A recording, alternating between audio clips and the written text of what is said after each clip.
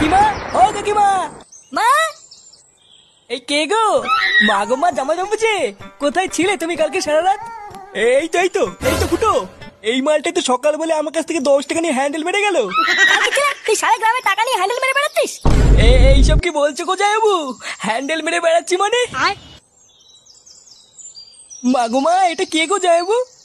আমি তো একে ঠিক চিনতে পারলাম না গো। কি ঢ্যামনা হোমো গো ফুটো।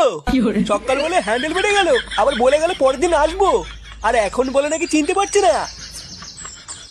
কি হয়েছে রে, এত চেঁচামেচি কিসের? এই দেখো বাবা, আমি তোমাকে বলেছিলাম না হোমচ থেকে বাড়ি থেকে বের করো। আজ ভোরবেলায় পুরো গ্রামে 10 টাকা নিয়ে হ্যান্ডেল মেরে বেরিয়েছে। এইসব কি বলছিস?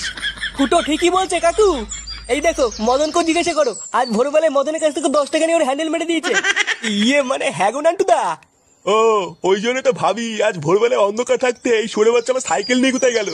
তার মানে এই চোদনা আজকে ভোরবেলায় টাকা নিয়ে হ্যান্ডেল মারতে গেছিল। হ্যাঁ, আরে শান্তি ছিল, সবাইকে বলে বেরিয়েছে ও নাকি আমার শালা। কি সারা গ্রামে আমাদের মান সম্মানে এভাবে গাড় মারছে? এই সবাই মিলে ধরে এই হোমোসাটা ভাঙতা। ইয়ে মানে মেশমশাই, আমি কিছু করিনি। কিছু করিসনি লেউড়ি?